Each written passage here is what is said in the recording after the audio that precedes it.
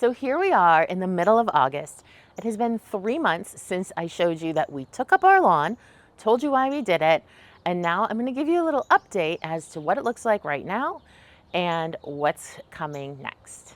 So one of the really unexpected things that has happened since we took out the lawn and put down the mulch is it's really given the whole yard a much more park-like setting. Now, like I said in the first video, we did not really have a great lawn. It wasn't a lawn that we took care of and watered, and it was lush and green. It was pretty much a very weedy, open lawn that looked really bad by August. So it's been really refreshing to see how the mulch has just kind of made it look more like a park. It's been super low maintenance. We've barely had any weeds. A couple of dandelions have come up, a little bit of yellow nutsedge because of course, but those have both been super easy to manage with 4 inches of mulch down. And I love how the mulch just kind of sets off the plants. I mean, I've had this garden for a couple of years now. Of course it changes and things move around, but the mulch just seems to really set everything off in a way that's completely different. And it's just been so much fun to enjoy the plants, and all the pollinators and birds and everything else that I'm trying to attract to the garden do not seem to mind the mulch whatsoever.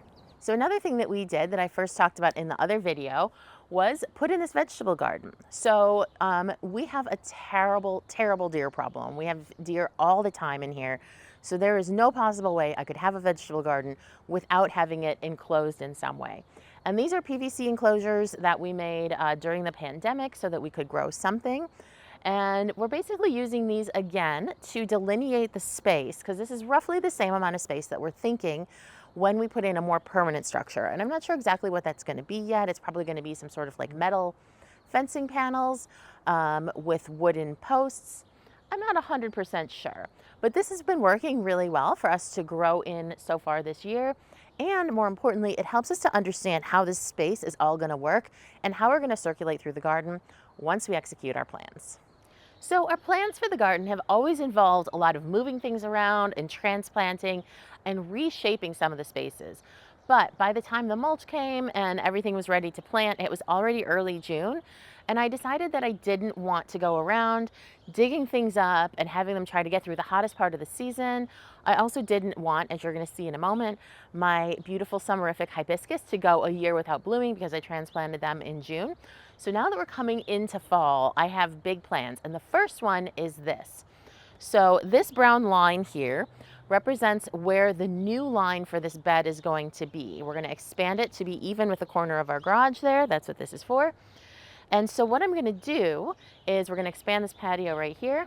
And then this line of boxwood, and this is an old variety. It's an upright boxwood, very slow growing. So I've had it for a couple of years. But we're going to go ahead and dig these out and move them up to this line right here. So that's going to give us an extra probably 4 feet in this back bed. And then my plan is to make it into a formal herb garden. So it's going to be completely enclosed by boxwood. It's going to have a low hedge of lavender, which is already starting to go here. And then inside each hedge of lavender, there's going to be a mix of culinary herbs, sage, rosemary, thyme, all of that kind of stuff.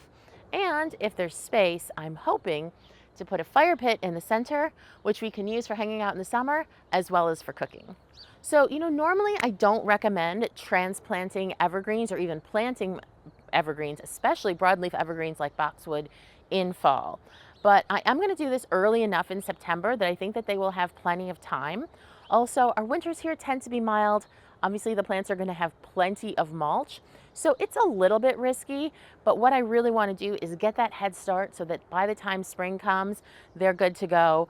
I really never have damage, knock on wood, winter damage on these. So I'm hopeful that planting them in September should be just fine. We'll be keeping a close eye on them and making sure they have a good blanket of mulch as they go through winter. So the other big project I'm going to be working on in September is transforming this space into an additional patio.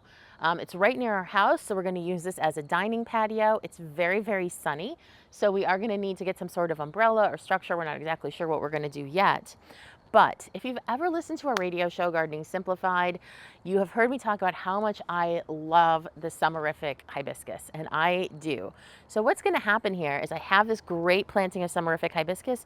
It wraps all the way around this L, around our patio. And I also have a bunch sprinkled throughout the bed back here. So what I'm going to do is I'm going to take all of those and plant them in a U shape to completely surround this patio. So when you're on this patio, you'll just be totally surrounded by these big, beautiful, blooming summerific hibiscus. It's going to be all the different colors that I like, all mixed together. This is the one I have the most of. This is a variety called Summerific Perfect Storm.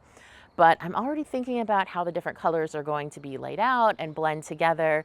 I'll tell you, it's going to take a couple of years to look like something, but it is going to be fantastic. So stay tuned. And one other thing I'm going to do back here that I'm really super excited about is in the corner of this patio, I am going to plant a Temple of Bloom heptacodium, or seven sunflower. And you know, when you have like one special spot to plant a tree like that, it can be really difficult to choose, you know, how do you decide which one plant is going to get that place of honor in your garden? And I'm going with Temple of Bloom for a couple of reasons. So number one, I love it. It's a great plant. It is not native, and even though I'm really trying to focus primarily on natives, it has huge benefit to wildlife. Hummingbirds love the flowers. Pollinators love the flowers.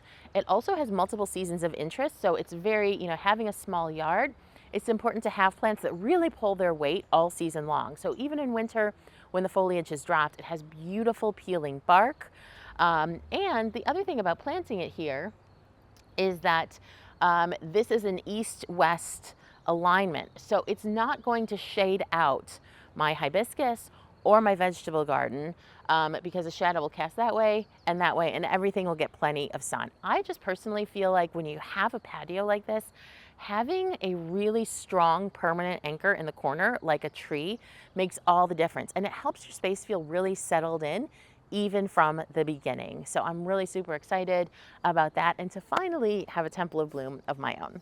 So before we sign off, I just wanted to address the proverbial elephant in the room. If you saw this in the background of any of the shots, this is Silphium perfoliatum, also known as cup plant.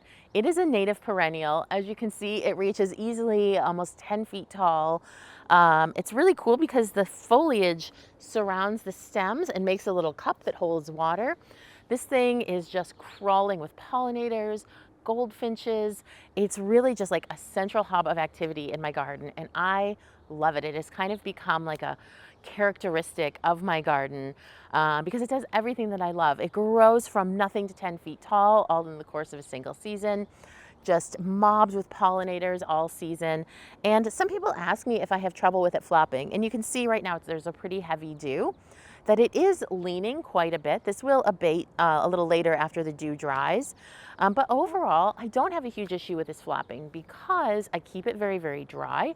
I try to do almost no supplemental water, except of course for the herbs and vegetables. And it's just really, really sunny. So they get plenty of sun all day long. And those two things combine to keep it pretty well behaved. It's a great plant that I just love having in my garden. So I just wanted to address it in case you were seeing it in the background of any of our shots and wondering what the heck is that gorgeous thing. So anyway, this is just a quick update on what's next for this project. I feel like we have made the right decision. I'm just super excited to keep the project moving through, to transplant these boxwood, to transplant those summerific hibiscus, and see what's next. So please don't forget to like and subscribe so you don't miss any of these videos, because I will keep updating you on the progress of my garden. Thanks for watching.